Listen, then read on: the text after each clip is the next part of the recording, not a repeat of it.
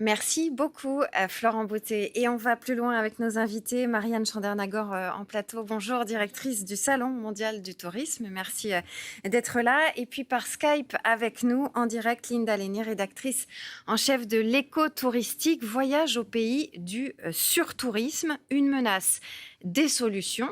Sortie le 17 mai prochain aux éditions Erol. En 2024, au Mondial du tourisme, Marianne Chandernagor, on parle de visiter encore en tuk-tuk, de rencontrer des tribus en Éthiopie, des éleveurs de rennes en Mongolie. C'est vrai que ça fait rêver, bien sûr, tout ça, surtout dans une période post-Covid. Mais est-ce que c'est bien raisonnable, voire est-ce que c'est bien responsable quand on connaît l'urgence climatique ? Je pense que les voyageurs aujourd'hui ont pris en compte ces problématiques environnementales et certains, par conviction, ont aujourd'hui déjà changé leur mode de pratique dans le tourisme. On voit que certains choisissent le train plutôt que l'avion. Ce qu'on constate, nous, c'est que ces convictions-là, elles s'inscrivent dans deux tendances. C'est un, on voyage moins loin quand on le peut et on voyage moins souvent. On va partir par exemple tous les 2 ans au lieu de partir tous les ans. Après, ça reste quand même malgré tout une tendance minoritaire. C'est pas encore la majorité des Français et encore beaucoup de Français cherchent malgré tout à partir loin.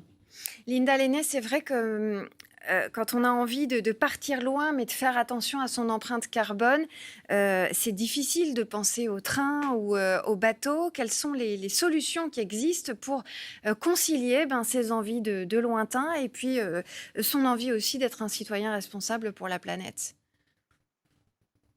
Je pense qu'effectivement, le fait de partir à l'étranger n'est pas forcément une volonté de ne pas respecter son environnement et les territoires visités.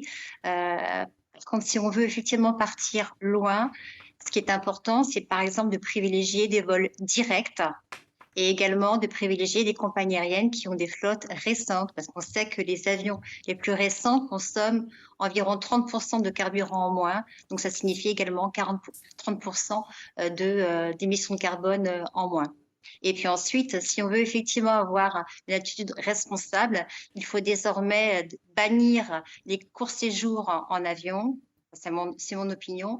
Il faut également, si on part sur un vol long courrier, rester plus longtemps que par le passé. Ça permet effectivement de limiter son empreinte carbone par jour. Enfin, il faut envisager de choisir des hébergements qui sont responsables, c'est-à-dire qui ont une empreinte également limitée sur l'environnement, également sur les populations locales. Donc, il y a en fait tout un ensemble d'actions que le voyageur peut prendre pour se montrer plus responsable et donc pour avoir aussi une meilleure vision de la destination et une meilleure harmonie avec ces envies d'évasion qui sont très fortes en cette période post-Covid. Merci. Et qui aussi a une envie d'évasion et de découverte. Merci Linda Lenné, vous restez avec nous. Marianne Chandernagor, est-ce que vous sentez aussi du côté des tours opérateurs, alors peut-être que c'est un peu du greenwashing, mais en tout cas une volonté de compenser les émissions carbone, par exemple avec des programmes qui font que pour un billet acheté, il y a tant qui sont reversés pour replanter des arbres ou que sais-je, ce genre d'initiative? Oui, alors il y a plusieurs initiatives. Il y a ce type d'initiative-là où on va compenser, mais aussi on voit aujourd'hui même des agences qui se créent vraiment sur une offre de tourisme responsable.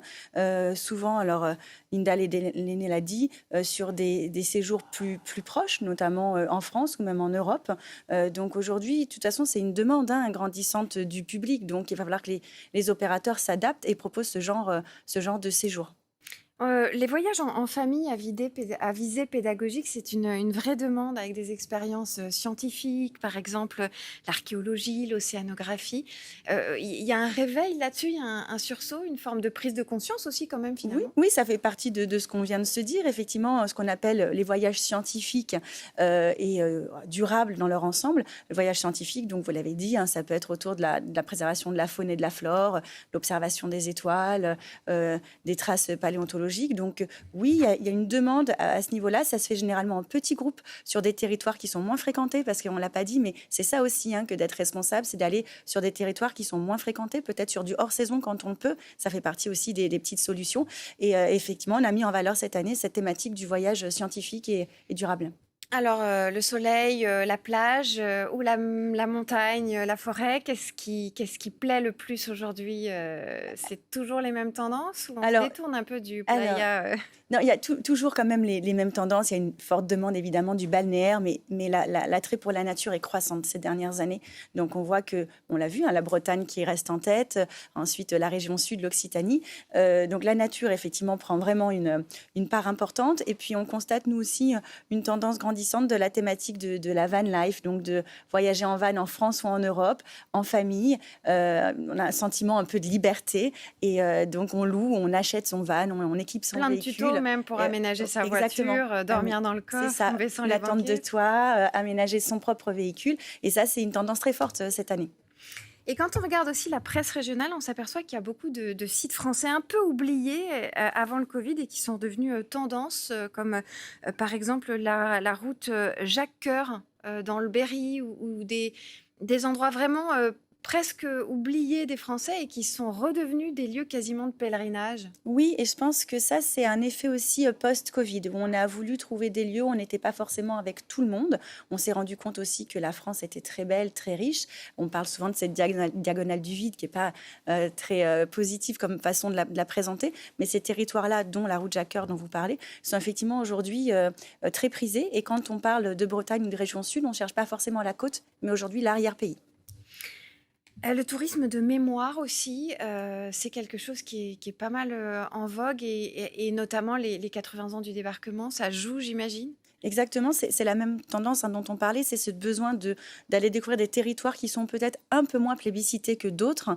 En l'occurrence, tous ces territoires au nord de Paris qui ont connu les conflits soit de la Première Guerre mondiale, soit de la Seconde Guerre mondiale. En l'occurrence, cette année, on commémore donc les 80 ans du débarquement, donc on parle surtout de cette partie-là normande.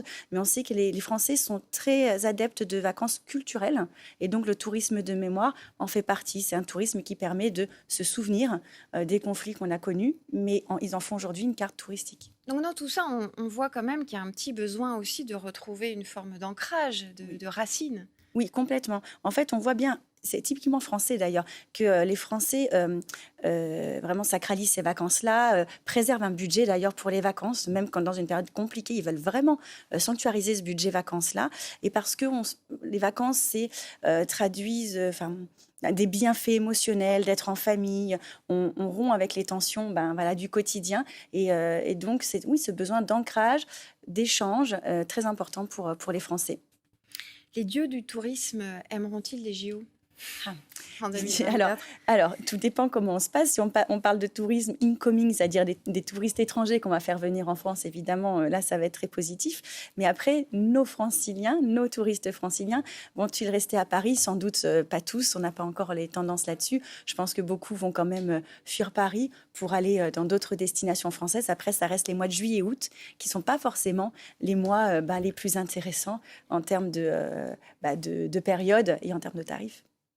Linda Lenné, ces JO, c'est cet anniversaire des 80 ans du débarquement. Est-ce que c'est une inquiétude en termes d'empreinte écologique en France pour l'été qui arrive ?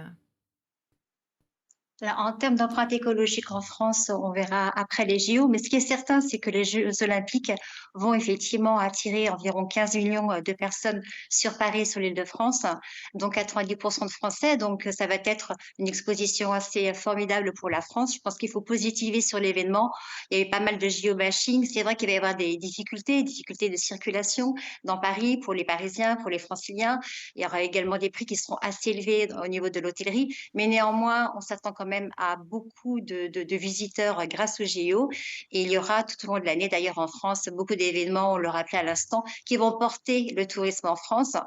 Il y a bien sûr les commémorations autour du 80e anniversaire du débarquement. Il y a également le 150e anniversaire de l'impressionnisme. Et puis, on va finir l'année en beauté au niveau culturel, puisque, comme vous le savez, le 8 décembre, il y aura la réouverture de Notre-Dame de Paris, qui est vraiment un patrimoine exceptionnel, L'incendie qui a eu lieu il y a maintenant 5 ans a créé beaucoup d'émoi en France comme à l'étranger. Il y a eu d'ailleurs beaucoup de mécénat, donc on peut s'attendre à ce que cette réouverture soit un moment très fort pour le rayonnement de la France et pour le rayonnement également de la culture française. Merci beaucoup.